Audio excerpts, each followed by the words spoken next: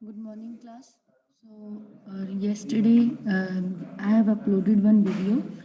Our environment chapter we were discussing.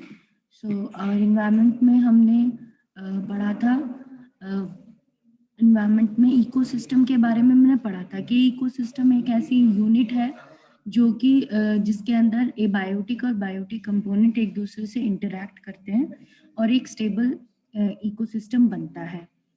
और फिर हमने देखा कि इकोसिस्टम में इन्वायरमेंट में तीन कैटेगरी के ऑर्गेनिजम्स हमने देखे कि नंबर 1 देयर आर प्रोड्यूसर्स जो कि फोटोसिंथेसिस के थ्रू फूड बना रहे हैं, तो दे आर प्लांट्स को खाते हैं। फिर कंज्यूमर्स, सारी लाइफ प्लांट्स पे डिपेंड होती है बिकॉज प्लांट के पास ही ऐसी एबिलिटी है जो फोटोसिंथेसिस कर सकते हैं, बाकी कोई भी ऑर्गेनिजम्स नहीं कर सकते।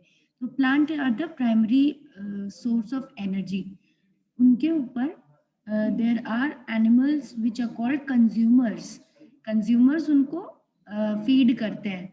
कंज्यूमर्स भी 3 कैटेगरीज के हो सकते हैं। डायरेक्ट हर्बीवोर्स, जो हर्बीवोर्स मतलब एनिमल्स हैं जैसे कि काऊ, डियर, तो ये क्या घास खाते हैं। देन उन घास खाने वालों को भी खाने वाले और ऑर्गेनिजम्स होते हैं जो मांसाहारी हैं यानी कि कार्निवोर हैं। देन एक ऐसी कैटेगरी के ऑर्गेनिज्म है जो ओमनीवोर है, जो सर्वाहारी हैं, जो दोनों खा सकते हैं, घास फूस मतलब फल और सब्जी भी और एनिमल्स का मांस भी। जैसे कि ह्यूमन आता है जिसमें भालू आता है, जिसमें फिर हमने देखा कि इकोसिस्टम में ही ऑर्गेनिजम्स, जब किसी भी तरह के ऑर्गेनिज्म डेड हो जाते हैं, प्लांट्स अगर डेड हो जाएं, क्योंकि लाइफ साइकिल पूरी करके हर ऑर्गेनिज्म डेड होता है, नेचुरल डेथ, तो पौधे भी गिरते हैं, मर जाते हैं, और जानवर भी अपनी लाइफ साइकिल पूरी करके गिर जाते हैं, मर जाते हैं। तो उनको वापस से रिसाइकिल करने वाले, वापस से उनको मिट्टी में मिला देने वाले कौन से ऑर्गेनिजम्स होते हैं? डिकम्पोजर्स। ये भी हमने देखा।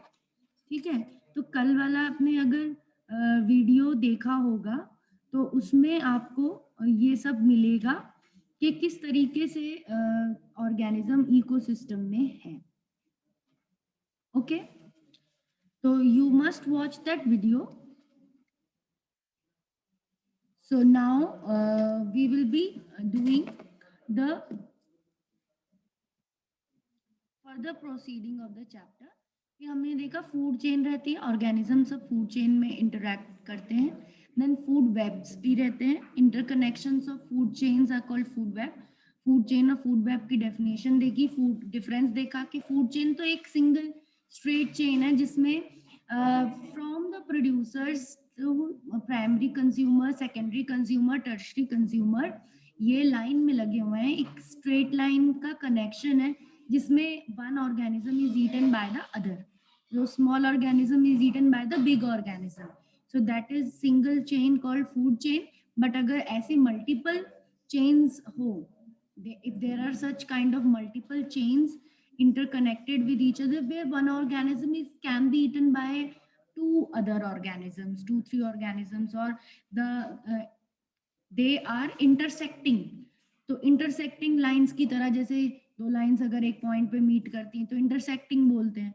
तो इस तरह का एक वेब जैसा बन जाता है जहाँ पे बहुत सारी फूड चेन उस कॉमन ऑर्गेनिज्म पे इंटरसेक्ट करती है जिसको कोई ऑर्गेनिज्म खा सकते हैं। जैसे कि आपका फूड वेब का भी डायग्राम एनसीईआरटी में दिया हुआ है।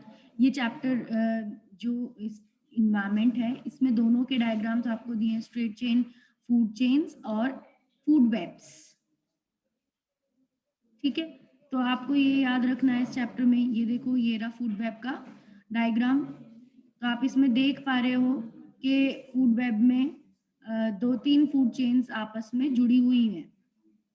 ठीक है, सबसे फर्स्ट ट्रॉफिक लेवल पे तो प्लांट्स हैं, देन सेकंड ट्रॉफिक लेवल पे आपके क्या हैं? इंसेक्ट्स हैं, चूहा है, रैबिट है, ठीक है, और बकरी है। तो फिर उसके बाद उससे टॉप लेवल पे क्या है? चिड़िया है, और ये सियार की तरह है। फिर उससे ज्यादा टॉप लेवल पे सांप है और गीदड़, ये सब है, और शेर भी है यहाँ पर। सबसे टॉप पे शेर है, वल्चर है, ईगल है।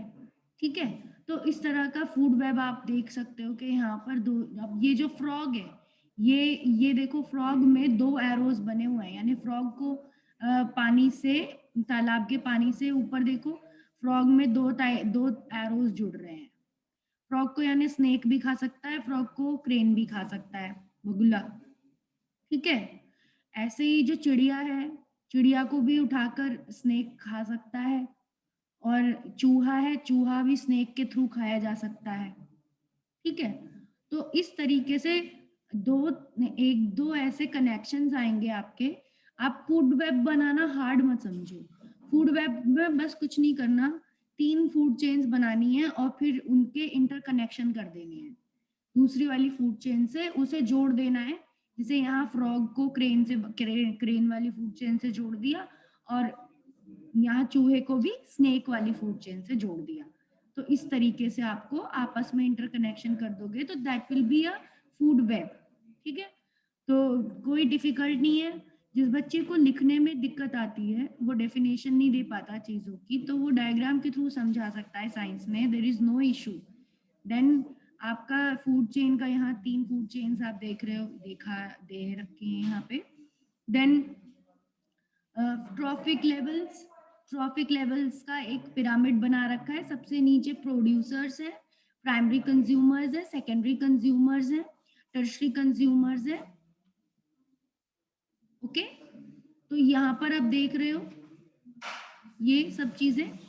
देन ये इसमें इंपॉर्टेंट ये पॉइंट्स है, एनर्जी फ्लो के पॉइंट्स, क्योंकि एनर्जी इकोसिस्टम में फूड चेन और फूड वेब्स की वजह से ही फ्लो करती है, तो उनके ये पॉइंट्स बहुत जरूरी हैं। तो आप यहाँ पे देख रहे हो, फर्स्ट पॉइंट क्या है, the green plants in a terrestrial ecosystem capture about 1% of energy of sunlight that falls in the leaves and convert it into food energy. तो 1% जो रोशनी सूरज की धरती पे आ रही है, मतलब 100% आ रही है, उसमें से 1% प्लांट लेता है। प्लांट अपने लीव्स में फूड बनाता है उस एनर्जी से। ज्यादातर एनर्जी यानी 99% एनर्जी क्या होती है, रेडिएशंस की तरह, लाइट की तरह फैल जाती है और रिफ्रैक्ट बैक भी हो जाती है। ओजोन लेयर आप जानते हो शील्ड की तरह काम करती है, तो बहुत सारे रेस तो टकराकर आउटर एटमॉस्फेयर से ही लौट जाती हैं। तो इसी वजह से 1% बोला है कि 1% अंदर आती है। तो because most of the rays are reflecting back from the outer atmosphere, और सिर्फ 1% अंदर आती है, तो इसी वजह से वही 1% फूड की तरह प्लांट्स में कन्वर्ट हो जाती है। Then second point, when green plants are eaten by primary consumers, a great deal of energy is lost as heat to the environment. जब हम लोग या ग्रीन प्लांट्स अपनी एनर्जी बना रहे हैं या हम लोग उन्हें खा रहे हैं, तो क्या होता है, उसकी बहुत सारी एनर्जी हीट की तरह भी इन्वायरमेंट में लॉस होती है। हीट लॉस की तरह इन्वायरमेंट में जाता है, यानी कोई भी ऑर्गेनिज्म कोई काम करता है तो हीट निकलना लाजमी है। और हीट या फिर रेस्पिरेटरी लॉस, हम रेस्पिरेशन भी करेंगे, जैसे सांस लेंगे, हर लिविंग ऑर्गेनिज्म सांस लेता है, तो क्या होगा, हम जो ऑक्सीजन यूज कर रहे हैं उससे फूड का ब्रेक डाउन हो रहा है। ये हमने फर्स्ट चैप्टर में लाइफ प्रोसेस में पढ़ा है कि food is broken down in the presence of oxygen. तो वहां पे क्या होगी, फूड की एनर्जी से हमारी बॉडी एनर्जी लेगी, तो उसमें क्या है, इसी वजह से हमें बार बार खाना खाना पड़ता है, क्योंकि एक बार का खाना हमारे कुछ घंटों के लिए हमें एनर्जी देता है, फिर हमें नेक्स्ट बार के लिए भूख लग जाती है। तो ये एनर्जी हम लोग यूज करते हैं, जो हम लोग खाना खाते हैं उसके बाद इसी से हमारा शरीर भी बनता है। इसकी कुछ पोर्शन एनर्जी से हमारे सेल्स रिपेयर होते हैं, बनते हैं। इस वजह से कहा गया है कि ग्रीन प्लांट प्राइमरी कंज्यूमर्स, ये क्या, there is a great deal of loss of energy as heat in the environment. इसे हीट लॉस बोलते हैं, इसे रेस्पिरेटरी लॉस भी कहते हैं। Some amount goes into digestion, जैसा मैंने बताया, कुछ अमाउंट इस एनर्जी का डाइजेशन में लग जाता है, कुछ काम करने में लग जाता है, कुछ ग्रोथ और रिप्रोडक्शन करने में लग जाता है। हम लोग ग्रो करते हैं, रिप्रोडक्शन करते हैं, तो ये एनर्जी इन चीजों में खर्च हो जाती है। तो किसी भी वक्त एक एवरेज 10% एनर्जी क्या होती है, जो खाना खाया उसकी हमारी बॉडी में रहती है, बॉडी उससे बनती है 10% एनर्जी से। एंड यही एनर्जी फिर नेक्स्ट लेवल के लिए अवेलेबल होती है कि ये 10% अगर कोई जैसे पौधे को इंसेक्ट ने खाया, तो पौधे से इंसेक्ट में उस पौधे की 10% एनर्जी ट्रांसफर होगी हमेशा। तो दिस इज 10% लॉ। तो अगर प्लांट में 10,000 जूल एनर्जी है, तो उसकी 10% कैलकुलेट करने पर 10,000 की आएगी 1000, तो इंसेक्ट में जाएगी 1000 जूल। 1000 जूल की भी 10% कैलकुलेट करेंगे तो it will come 100 joule. 100 joule will go in frog, and then again we will calculate 10%, and 10% will only transfer to the next level, so it will be now 10 joules. तो जो snake तक पहुंचेगी वो 10 joule energy पहुंचेगी, और अगर vulture उसे खाएगी तो वल्चर को 1 जूल एनर्जी मिलेगी। तो इस तरह से ये 10% लॉ ये बहुत इंपॉर्टेंट है। इसका आप रीजन दे सकते हो, क्योंकि क्या हो रहा है, हर लेवल में 90% एनर्जी लॉस हो रही है हीट की तरफ, इसीलिए किसी भी लेवल से नेक्स्ट लेवल में जाने के लिए 10% एनर्जी ही बचती है। तो दैट इज द रीजन। जो भी आंसर होगा, ये इंपॉर्टेंट क्वेश्चन है, आपके पास ऐसे कोई भी क्वेश्चन आते हैं तो आपको क्या करना होता है, you have to write the correct information in your own words. need not necessary कि you will give the lines of the book, but you should understand the things, that is more important. So आपकी ये समझ बननी चाहिए कि ये ऐसा हो रहा है तो क्यों हो रहा है। साइंस में बहुत जरूरी है क्यों। क्यों क्वेश्चन हर चीज के लिए पूछा करो, और उसका रीजन होता है, तभी वो साइंस है। तो यू शुड नो, ठीक है।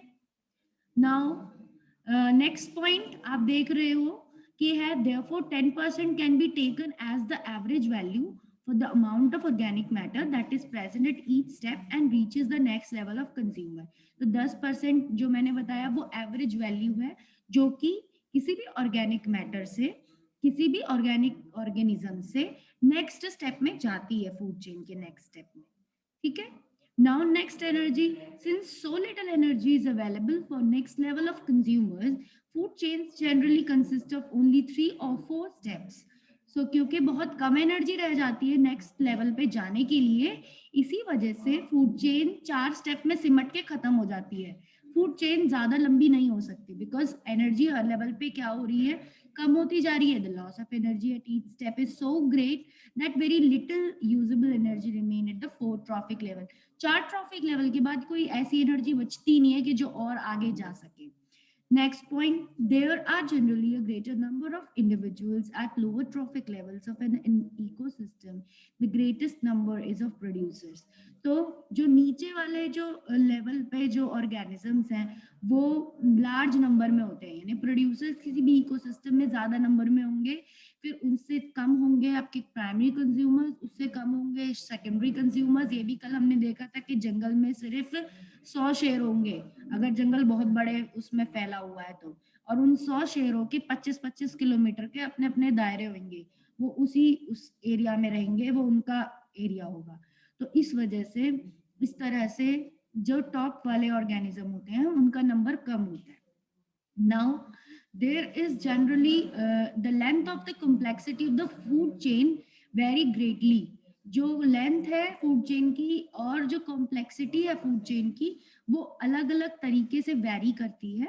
मतलब एक्वेटिक में कुछ अलग लंबी फूड चेन हो सकती है, उसके ज्यादा ट्रॉफिक लेवल्स हो सकते हैं, और लैंड में टेरेस्ट्रियल फूड चेन में कुछ कम ट्रॉफिक लेवल्स हो सकते हैं। तो अलग अलग इसकी लेंथ हो सकती है। इसमें कभी अगर ज्यादा तरह के ऑर्गेनिजम्स दिए हुए हैं खाने वाले, या कौन किसको खा रहा है, तो लंबी हो जाएगी, कम दिए हुए हैं तो छोटी हो जाएगी। So instead of straight line food chain, nature में क्या होता है, नेचर में straight line food chain possible ना होकर फूड वेब्स होते हैं। बिकॉज नेचर में कभी भी ऐसा नहीं है कि आर्टिफिशियल कोई बंदिश नहीं है कि मतलब पौधे को इंसेक्ट ही खाएगा और इंसेक्ट को चिड़िया ही खा सकती है और चिड़िया को स्नेक ही खाएगा। तो ऐसा कोई कहीं से कोई बंधन नहीं है। बीच में जो कोई और ऑर्गेनिज्म भी इंसेक्ट्स को खा सकता है, ठीक है, फ्रॉग भी इंसेक्ट्स को खा सकता है जाकर, चिड़िया खाए इंसेक्ट्स को, फ्रॉग भी खा सकता है। तो एक ऑर्गेनिज्म बहुत सारे ऑर्गेनिज्म का फूड होता है, जरूरी नहीं है एक ही ऑर्गेनिज्म सिर्फ पर्टिकुलर दूसरे ऑर्गेनिज्म का ही खाना है। तो नेचर में इसी तरीके से है। तो नेचर में फूड चेन्स नहीं मिलती हैं, फूड वेब्स मिलते हैं। इसी वजह से जाल मिलते हैं, फूड के जाल होते हैं फूड के, कि बहुत सारे ऑर्गेनिज्म के पास बहुत तरीके का खाना होता है। Now, from the energy flow diagram, two things become clear. Energy flow diagram से दो चीजें तो क्लियर हो जाती है। Firstly the flow of energy is unidirectional, कि एनर्जी का फ्लो एक ही डायरेक्शन में जाता है, बैकवर्ड्स नहीं जाता। एनर्जी हमेशा प्रोड्यूसर से कंज्यूमर से टॉप कंज्यूमर्स में चली जाती है, कैन नॉट कम डाउनवर्ड। ठीक है, टॉप कंज्यूमर से कभी भी एनर्जी प्रोड्यूसर्स में नहीं आ सकती है, क्योंकि वहां तक कोई एनर्जी बचती ही नहीं है। शेर अपनी एनर्जी पौधे को नहीं दे सकता। जब शेर मर जाएगा, मिट्टी में मिल जाएगा, तब उसके मिनरल्स ही मिट्टी में आएंगे और फिर वो पौधा ले सकता है। ठीक है, तो ये कॉन्सेप्ट होता है कि यूनिडायरेक्शनल एनर्जी है। The energy that is captured by autotrophs does not revert back to the solar input. और जो पौधों ने एनर्जी ले ली वो वापस किस में नहीं आ सकती, सूरज उसे वापस नहीं ले सकता। एक बार पौधे ने ले ली तो ले ली। उसके बाद the energy that is captured by autotroph does not revert back solar input energy which will pass to the herbivore does not come to the autotroph as it moves progressively through various trophic levels it is no longer available to previous level। जैसे energy आगे जाती जाएगी वैसे energy पीछे के levels में नहीं बचेगी। It will go from the prior level to the next level. ठीक है, I hope it is clear to you now. And now this was important topic. फिर एक और इम्पॉर्टेंट टॉपिक इससे रिलेटेड है फूड चेन की, बायोलॉजिकल मैग्निफिकेशन।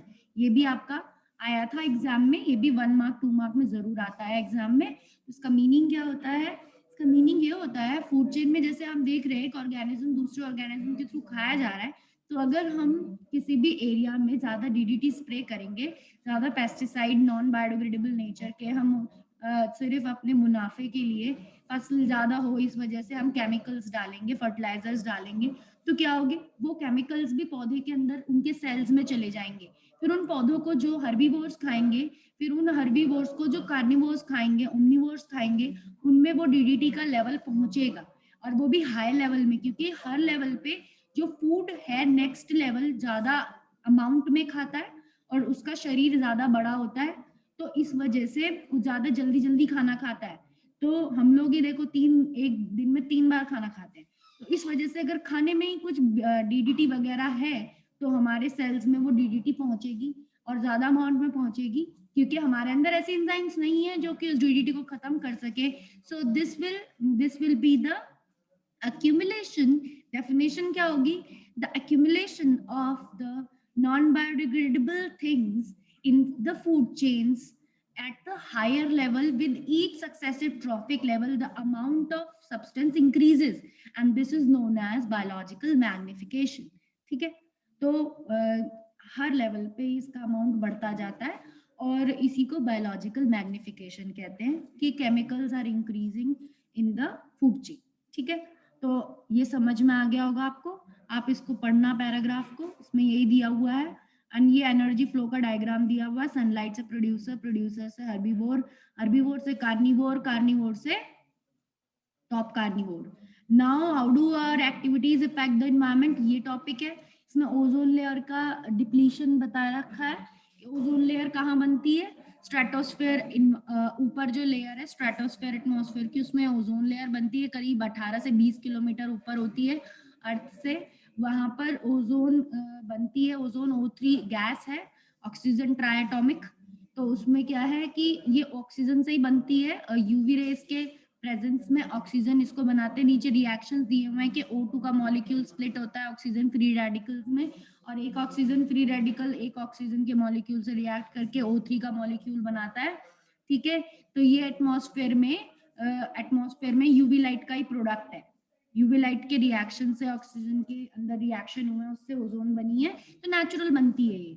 बट जब इसका फॉरवर्ड रिएक्शन यानी ओजोन बनने का रिएक्शन, बैकवर्ड रिएक्शन ओजोन टूटने के रिएक्शन से क्या हो जाता है, कम हो जाता है, तो ओजोन पतली हो जाती है। ठीक है, और ओजोन होल इसी को कहते हैं कि अब इतनी मात्रा में ओजोन बन नहीं रही जितनी मात्रा में टूट रही है, ठीक है? तो इस वजह से ओज़ोन डिप्लीट होती है। और क्यों डिप्लीट होती है? ऐसी कौन-सी चीज़ें हैं जो ओज़ोन को जल्दी-जल्दी से ख़त्म करती हैं? उनको बोलते हैं क्लोरोफ्लोरोकार्बन्स, सीएफसीज़। क्लोरोफ्लोरोकार्बन्स कहाँ पे होते हैं? ये कुछ ऐसे सिंथेटिक केमिकल्स होते हैं, आर्टिफ़िशियल केमिकल्स होते हैं, जो क्लोरीन और फ्लोरीन के कार्बन हाइड्रोकार्बन्स होते हैं। मतलब हाइड्रोकार्बन्स में पॉलीक्लोरीनेटेड और पॉलीफ्लोरिनेटेड सब्सटेंसेस होते हैं, जिनमें ज़्यादा क्लोरीन्स होते हैं, फ्लोरीन्स होते हैं। तो वो क्या करते हैं, क्लोरीन आयंस को रिलीज़ करते हैं, जो ऑक्सीजन से रिएक्ट करते हैं, ऑक्सीजन के रेडिकल से रिएक्ट करते हैं, जिसकी वजह से ओज़ोन पतली होती रहती है। तो इसको एरोसोल्स में होते हैं, जो फ़ोम स्प्रेज़ होती हैं, डिओड्रेंट्स होती हैं, रेफ्रिजरेटर का जो फ्रीऑन गैस है, ठीक है? जो रेफ्रिजरेंट कूलेंट गैस है, तो इस तरह की गैसेज़ में आपके ज़्यादा अमाउंट में क्लोरोफ्लोरोकार्बन्स होते हैं। एसीज़, एयर कंडीशनर का जो कूलेंट है, तो ये सब चीज़ें क्या हैं? ये फायर एक्सटिंग्विशर्स में भी होते हैं। तो दीज़ आर क्लोरोफ्लोरोकार्बन्स। आपका एग्ज़ाम्पल लिखने को आया तो आप ये सब एग्ज़ाम्पल्स लिख सकते हो। एंड इसका सब्स्टिट्यूट ढूँढना, इन चीज़ों का सब्स्टिट्यूट ढूँढना ही सॉल्यूशन है। और तब तक जब तक सब्स्टिट्यूट नहीं मिल रहा, जब तक कम अमाउंट में एसी, रेफ्रिजरेटर्स और इन सबको बहुत कम अमाउंट में यूज़ किया जाए, इनकी जगह कूलर्स यूज़ करे जाएँ, पंखे यूज़ करे जाएँ, तो ज़्यादा अच्छा है, ठीक है? और कुछ इस तरह की कंस्ट्रक्शन करी जाए बिल्डिंग में कि नेचुरल वेंटिलेशन प्रॉपर हो, तो इस वजह से गर्मी ना लगे, तो इलेक्ट्रिसिटी भी बचती है, एनर्जी भी बचती है, पॉल्यूशन भी कम होता है। तो ये सब करना चाहिए। तो अब इसका एक यूएनईपी प्रोग्राम जो था, यहाँ पर दिखाया हुआ है, the amount of ozone in the atmosphere began to drop sharply in 1980s। The decrease has been linked to the synthetic chemicals like chlorofluorocarbon which are used as refrigerants. तो इसमें क्या हुआ, यूनाइटेड नेशन एनवायरनमेंट प्रोग्राम चलाया गया 1987 में, जिसमें बहुत सारी कंट्रीज आकर मॉन्ट्रियल प्रोटोकॉल इसको कहते हैं, ये साइन किया गया। और एग्रीमेंट साइन हुआ कि सारे कंट्रीज अपने अपने सीएफसी के लेवल को वही फ्रीज करेंगे जहां पर 1987 में है। मतलब जितने सीएफसी 1987 में थे, उतने ही रहने चाहिए। कोई भी कंट्री अब ज्यादा ये सब चीजें रिलीज नहीं करेगी इन्वायरमेंट में, ठीक है? तो ये उनका प्रोटोकॉल था। Now managing the garbage we produce. Garbage तरह-तरह का प्रोड्यूस होता है, तो डिस्पोजेबल कप्स बहुत ज़्यादा मतलब यूज़ होते हैं। थर्माकोल की प्लेट्स, डिस्पोजेबल, ये सब चीज़ें पॉल्यूशन बढ़ाती हैं। तो these are harmful things. So we have to manage those things, we have to find the substitutes. तो पे पॉली बैग्स की जगह पेपर बैग्स यूज़ करना, और ये बहुत इम्पोर्टेंट है। और आपको अर्दन चीज़ें यूज़ करना, वो भी इम्पोर्टेंट है। एंड नॉन बायोडिग्रेडेबल को बायोडिग्रेडेबल वेस्ट से सेपरेट करना, ताकि इनको अलग-अलग तरह का ट्रीटमेंट मिल सके। रिसाइक्लेबल चीज़ को रिसाइकिल के लिए देना, और रीयूज़ करना चीज़ों को, जब तक बिल्कुल लिमिट ना आ जाए, जब तक कोई नई चीज़ ना खरीदो। तो that is reusing the things. तो that is also saving the energy. Reduce reduce means आप किसी भी रीयूज मीन्स, एक जैसे आपकी कोई बॉटल खत्म हो गई, जैम की बॉटल खत्म हो गई, तो आप उसको साफ करके उसमें दूसरी चीजें भर के रख सकते हो। इंस्टेड आप उसे या तो रिसाइकिल वाले को दे दो, या तो उसमें कुछ और भर लो। रीयूज मतलब उसका कोई और रीयूज नहीं, रीपर्पस। रीपर्पस मतलब उसका कोई और नया यूज कर लो। पहले उसमें जैम था, अब उसमें मसाला भर दिया, तो ये रीयूज हो गया, ठीक है? और रीपर्पस हो गया, सॉरी। रीयूज में मतलब उसमें वापस से आप फिलिंग कर लो। जैसे टोमेटो सॉस की बॉटल है, तो टोमेटो केचप खत्म हो गया, तो रीयूज में नया टोमेटो केचप उसमें फिलिंग कर दो, और फिर उसका पैकेट फेंक दो। तो रीयूज में क्या, सेम काम के लिए उसको यूज करना है, उस कंटेनर को फेंकना नहीं है। ये नहीं कि बॉटल खत्म हुई, बॉटल फेंको, दूसरी बॉटल लाओ, ऐसे पूरा गार्बेज बढ़ता है। तो हमें ये 5 R's are there: reduce, recycle, repurpose, reuse, ठीक है? तो ये आपको याद होनी चाहिए। ये आपको आपकी बुक में दिए हुए हैं। And this is how we manage the garbage. और जो ऐसा गार्बेज है जो कि नॉन बायोडिग्रेडेबल है और जो रिसाइकल भी नहीं हो सकता, उसको एक ही चारा रह जाता है कि उसे भट्टी में जला दिया जाए। तो उससे ऑल्दो पोल्यूशन होती है, एयर पोल्यूशन होती है, धुआं निकलता है, बट स्टिल, क्योंकि वो ऐसा है, हार्मफुल भी होता है वो, और वो उसका कोई और वो नहीं हो सकता सोल्यूशन उसको मैनेज करने का, तो इट इज इंसिनरेटेड। तो इंसिनरेशन उसे बोलते हैं। Incineration means burning something at very high temperature. तो there are furnaces, very big big furnaces are there, and like hospital waste, कुछ ह्यूमन ड्रेसिंग है, किसी की सर्जरी हुई है, तो बहुत सारे कॉटन पैड स्वैब्स क्या हो गए हैं, उससे, उसके खून से वो हो गए हैं, और प्लस उसमें उसके कुछ और मतलब बॉडी पार्ट्स भी सर्जरी करके कट करके निकाले हैं, तो वहाँ इन्फेक्शन है। तो इन्फेक्शन की चीज को ऐसे इधर उधर नहीं फेंक सकते, तो बायो हजार्डस मटीरियल है, मतलब अगर कहीं ऐसे खुले में फेंक देंगे तो दूसरे को सांस में जाके इन्फेक्शन हो सकता है। तो they have to be burned in the incinerator, INCINERATOR, incinerator होता है, ठीक है। तो that is the way how we manage the biohazardous waste. तो इस तरह से आपको ये चैप्टर खत्म हो गया। तो ये आपको समझ में आया होगा, आई होप। नाउ आप अपने कोई भी प्रॉब्लम इस चैप्टर रिलेटेड, कोई भी डाउट हो, पूछ लो मुझसे, अनम्यूट करके पूछ सकते हो, या तो चैट में भी लिख सकते हो, any way you can ask,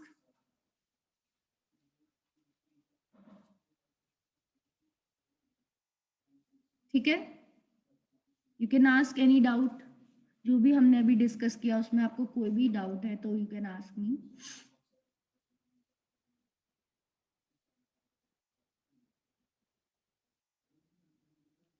You can write in chat, or you can unmute yourself and tell me.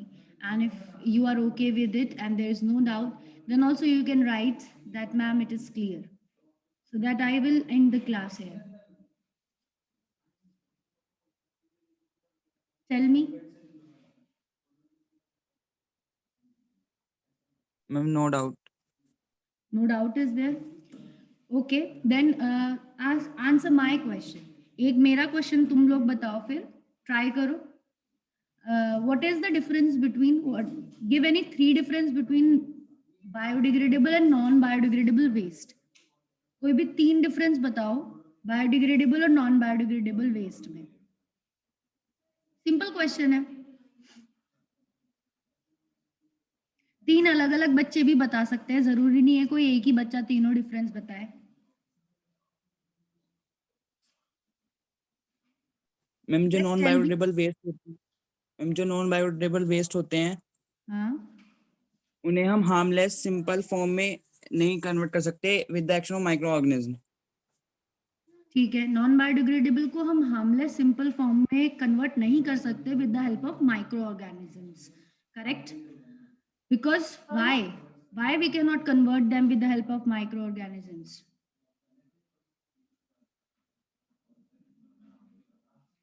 Question comes why, ऐसा है तो सही, करेक्ट भी है, but why it cannot be converted by microbes?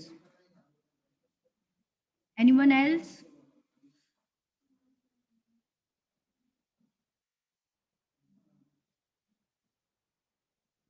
क्यों नहीं मैम कन्वर्ट कर like सकते? हाँ मैम बताओ, टेल मी। तुम भी बताओ, कोई बात नहीं, तुम ही बताओ।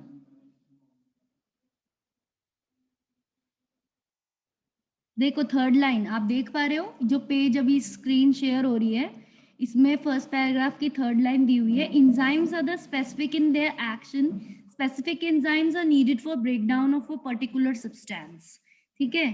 तो इंजाइम की वजह से नॉन बायोडिग्रेडेबल चीज को ब्रेक करने की कोई इंजाइम्स नहीं होती हैं, इसी वजह से ऑर्गेनिज्म तभी तो डिग्रेड करेगा जब उसके अंदर ऐसी इंजाइम होगी जो उस चीज को ब्रेक कर सकती है।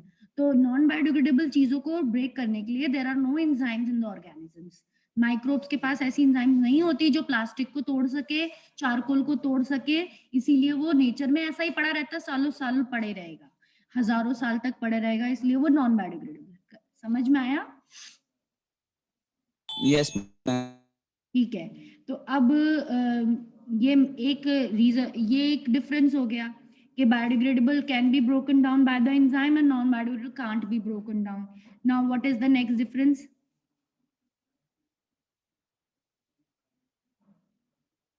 What you will write in next difference?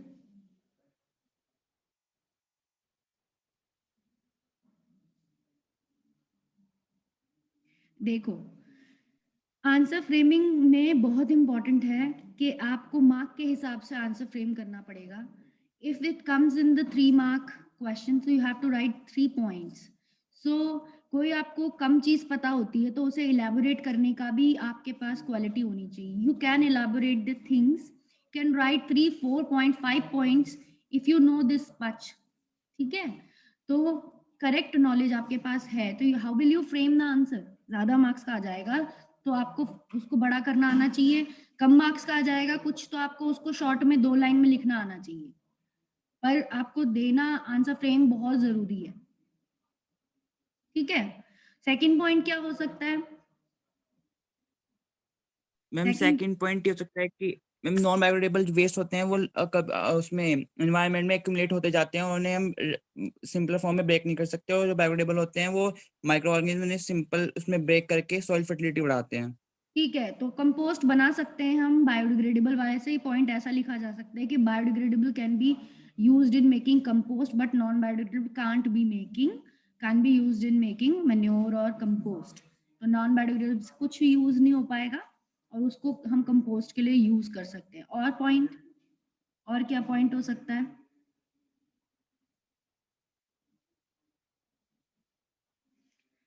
What can be the girls? You also try. आप भी ट्राई करो. और क्या पॉइंट हो सकता है? नॉन बायोडिग्रेडेबल बायोडिग्रेडेबल में क्या लिख सकते हो? प्रिया, मिलन.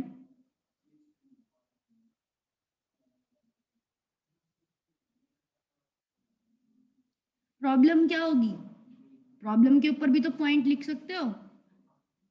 वेस्ट से प्रॉब्लम होती है तो इसका भी एक पॉइंट बना सकते हो. नेचर को, इन्वायरमेंट को क्या प्रॉब्लम होगी, कौन से वेस्ट प्रॉब्लम बनेंगे, कौन से वेस्ट प्रॉब्लम नहीं बनेंगे. मैम नॉन बायोडिग्रेडेबल वेस्ट जैसे कि रेडियो एक्टिव्स हो गए, हमारे प्लास्टिक्स हो गए मैम, इससे ह्यूमंस को मैम ऐसी डिसीज आती हैं कि जो वो नेक्स्ट जनरेशन तक भी जाते हैं, जैसे कि रेडियो एक्टिव से होती हैं ठीक है, जेनेटिक तो genetic disease. okay. So the human beings and the whole environment will be suffered or will get harmful effects of the non-biodegradable waste. Non-biodegradable waste के harmful effects nature को भी सहने पड़ेंगे, human को भी सहने पड़ेंगे, क्योंकि हजारों सालों तक वो ऐसे ही पड़े रहेगा, उसका कुछ चेंज नहीं होगा. बट जो बायोडिग्रेडेबल वेस्ट है उसके बैड इफेक्ट्स नहीं होते या नेग्लिजिबल होते हैं तो मैनेजेबल होते हैं. अगर उनके भी, वो भी वेस्ट है तो जाहिर सी बात है उनके भी हार्मफुल इफेक्ट्स होंगे, बट स्टिल उन्हें क्या किया जा सकता है? मैनेज किया जा सकता है. Less harm, we can say harmless बनाया जा सकता है. ठीक है, क्लियर हुआ?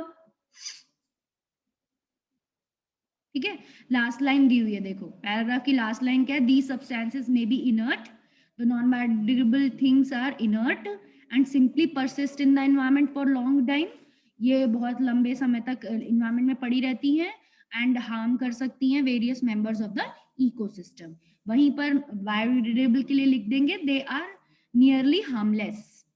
ठीक है, हार्मलेस होती हैं and they can be managed to support the ecosystem. उन्हें इस तरह से मैनेज किया जा सकता है लाइक मेकिंग कंपोस्ट, जिससे इकोसिस्टम ही मैनेज हो जाएगा. क्लियर हुआ? Clear now?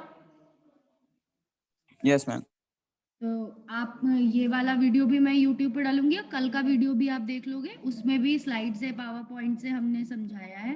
तो ये चैप्टर आपका बिल्कुल परफेक्टली हो जाना चाहिए. So this is easy one also. So and but easy होने से इसका मतलब ये नहीं है, इसमें भी काफी अंडरस्टैंडिंग के पोर्शंस हैं, जैसे कि फूड चेन, फूड वेब्स और वो इकोसिस्टम के 5-6 पॉइंट्स.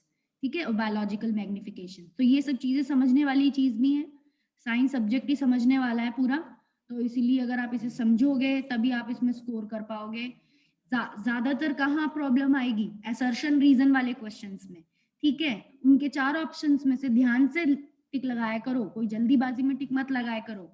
तो उसका भी एक सेशन हम लोग लेंगे कि how to do assertion reason questions, तो ताकि आप उसमें ज्यादा स्कोर कर पाओ. उसमें आप थोड़ी सी सिली मिस्टेक करने की वजह से में मार्क्स खोते हो. ठीक है, और उसमें उसमें या किसी भी एमसीक्यू में पकड़ बनाने के लिए आपको आपकी थॉरो रीडिंग होनी चाहिए एनसीईआरटी की. मतलब वर्ड बाय वर्ड आपको क्लियर अंडरस्टैंडिंग होनी चाहिए. कहीं से भी कोई भी चीज उठ के आएगी, यहीं से आएगी उठ के एनसीईआरटी से। तो इसलिए एमसीक्यू में अगर आपको फुल चाहिए तो you should thorough with your NCERT. ठीक है,